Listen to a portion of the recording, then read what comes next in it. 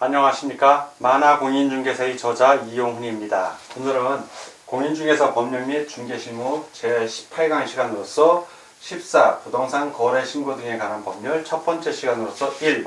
부동산 거래의 신고 의무에 대해서 같이 알아보도록 하겠습니다.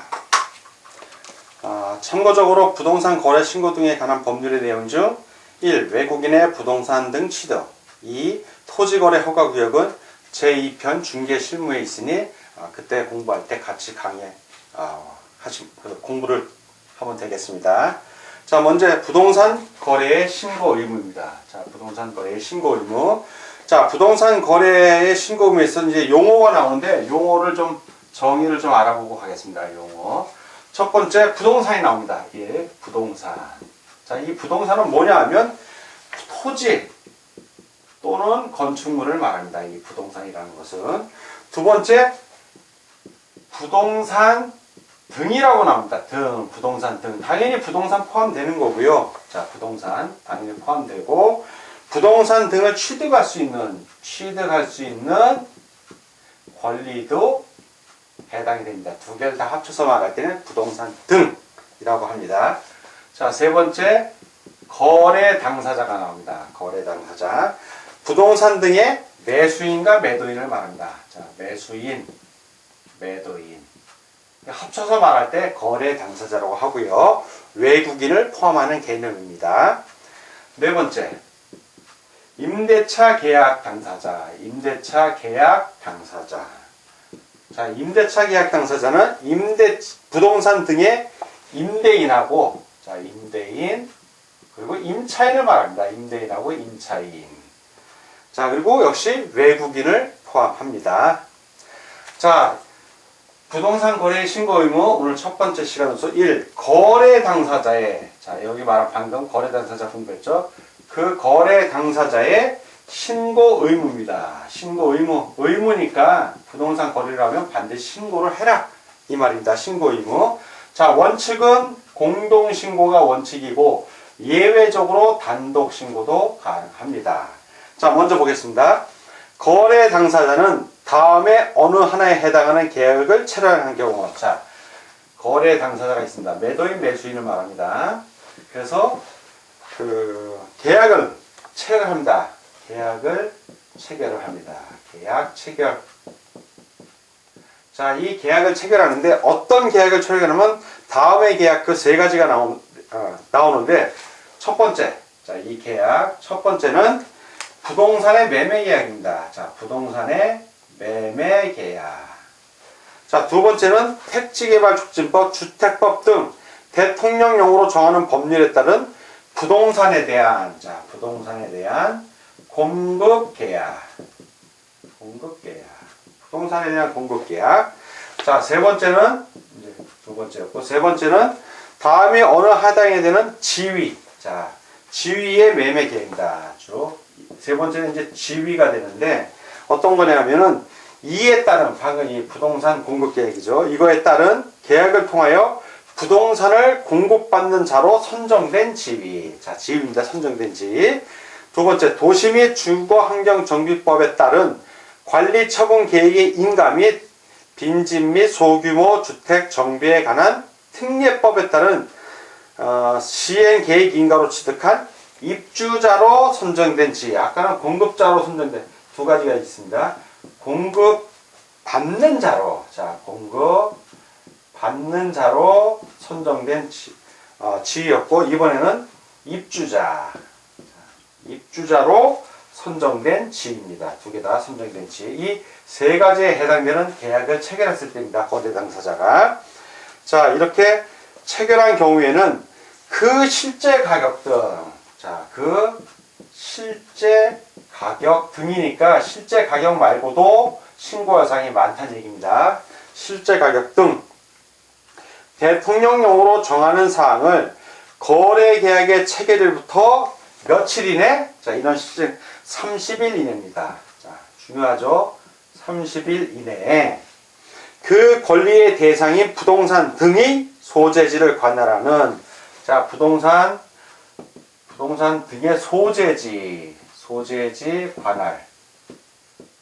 하는 시장, 군수, 구청장, 시, 군, 구청장을 말하죠. 에 신고해야 합니다. 그래서 이 신고해야 되는 시군 구청장이기 때문에 바로 이 시군 구청장을 뭐라고 그런다? 신고관청이라고 말합니다. 신고관청. 부동산 소재지 관할 시군구입니다. 다만 거래 당사자 중 일방이 국가, 지방자치단체, 대통령령으로 정하는 자의 경우 국가 등이라고 합니다. 이러한 국가 등이 신고를 하여야 합니다. 자, 국가 등이 아닌 개인 간 또는 뭐 민간인이 거래를 했을 때는 민간 법인들 해당됩니다.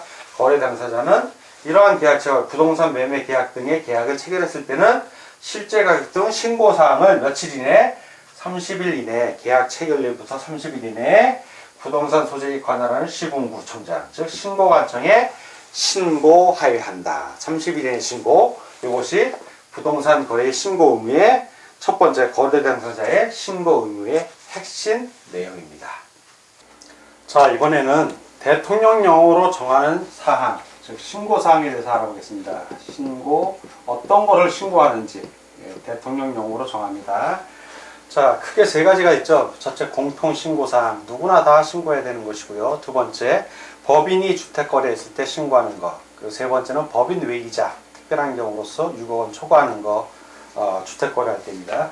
그래서 요 세 가지 있는데, 먼저 신고사항 첫째, 공통신고사항을 알아보겠습니다. 공통신고사항, 누구나 다 신고해야 되는 겁니다. 첫째, 거래 당사자의 인적사항입니다. 인적사항. 그래서 거래 당사자의 인적사항. 두 번째는 계약 체결일. 자, 계약 체결일. 그리고 중도금 지급일. 그리고 잔금 지급일. 두 번째입니다. 세 번째는 소재지인데 어떤 거의 소재지?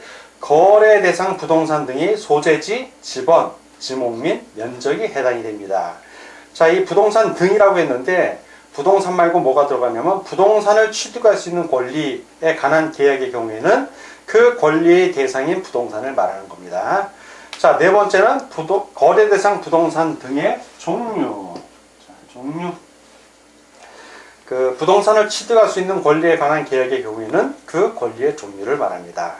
자, 다섯 번째는 실제 거래 가격입니다. 실제 거래 가격.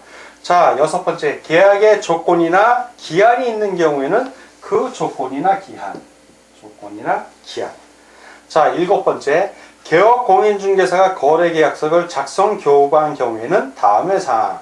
기업, 개업 공인중개사의 인적사항. 니은, 개업 공인중개사가 개설 등록한 중개사무소의 상호, 전화번호 및 소재지. 그래서 개업 공인중개사에 관한 사항입니다. 그래서 중요 글자만 따서 인계소종 실조개 꼭 반드시 암기해야 하는 사항입니다. 자, 이번에는 법인입니다. 법인이 주택을 거래했을 때입니다. 법인이 주택 거래. 자, 법인이 주택 거래 계약을 체결하는 경우에 신고 사항을 보겠습니다. 자, 첫째, 법인의 현황에 대한 다음의 사항. 법인 현황과 관련된 겁니다. 현황과 관련된 거. 그래서 먼저 법인의 등기 현황입니다. 자, 첫째, 법인의 등기 현황. 자, 그리고 법인과 거래 상대방의 관계가 다음에 어느 해당하는지 여부. 자, 그래서 거래 상대방이 개인인 경우, 자, 거래 상대방을 보는데 거래 상대방이 개인인 경우가 있습니다. 개인.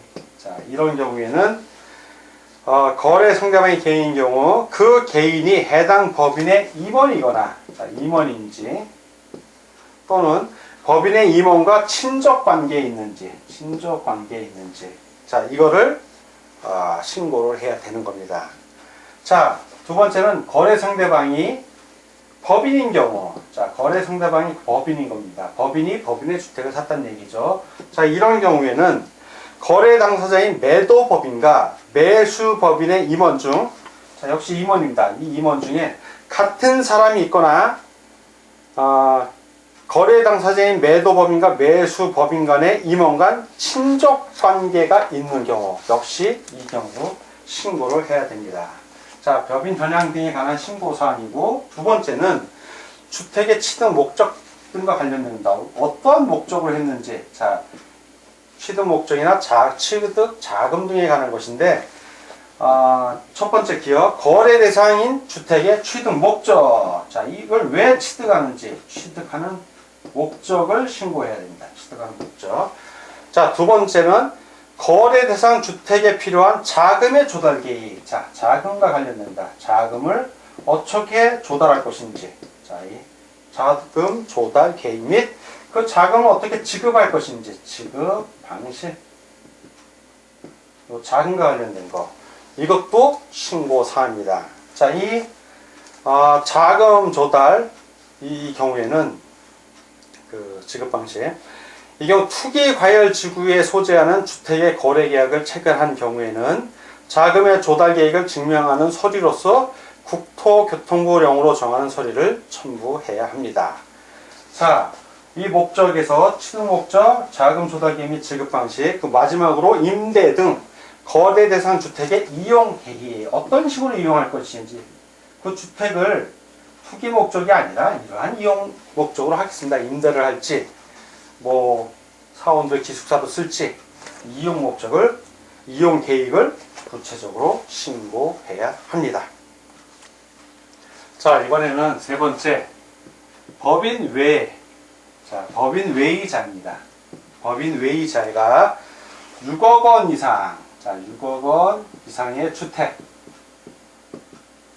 주택을 매수하거나 투기 과열지구 또는 조정 대상 지역에 있는 주택을 매수하는 경우입니다.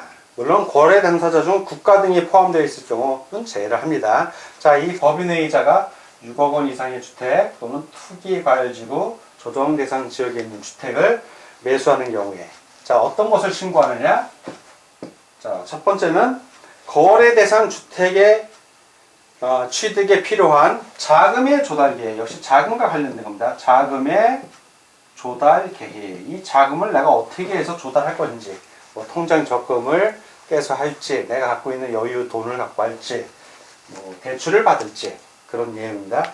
자, 그리고 지급 방식. 어떠한 식으로 지급을 할지. 지급 방식. 자금과 관련된 조달 계획과 지급 방식. 자, 이 경우 투기과열 지구에 소재하는 주택의 거래 계약을 체결한 경우 매수자는 자금의 조달 계획을 증명하는 서류로서 국토교통부령으로 정하는 서류를 첨부해야 합니다.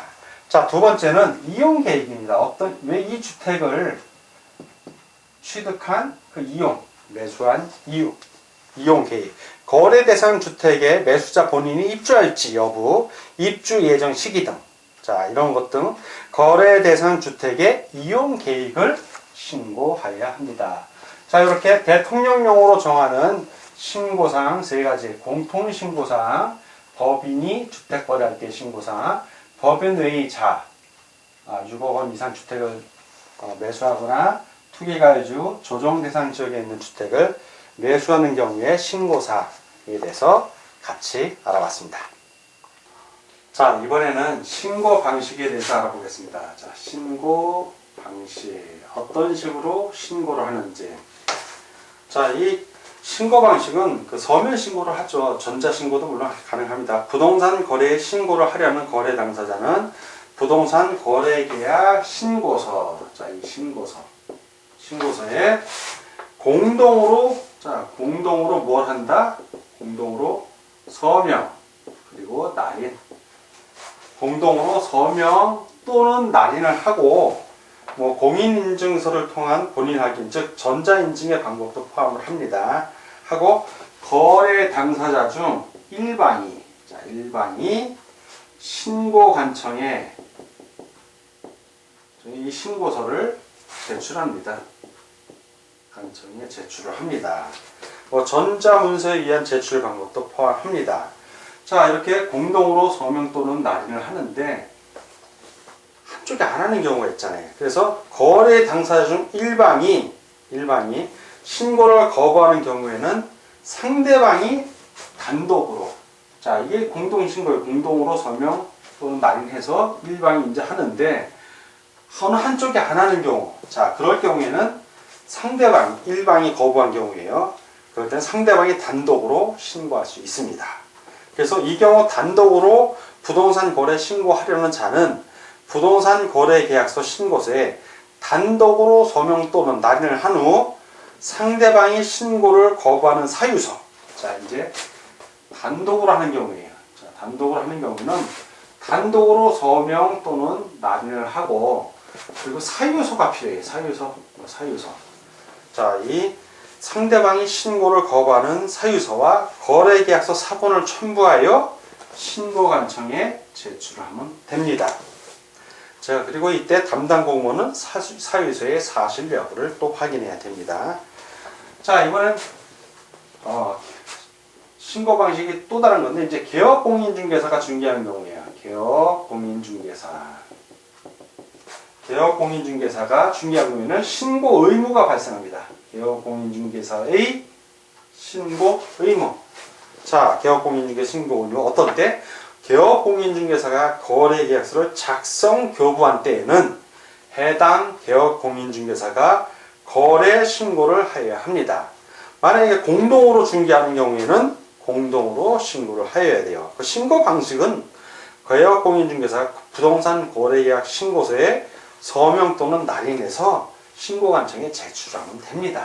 네, 역시 이건 서명 또는 날인해서 신고관청에 제출. 자, 그러면 이렇게 신고를 하면 신고를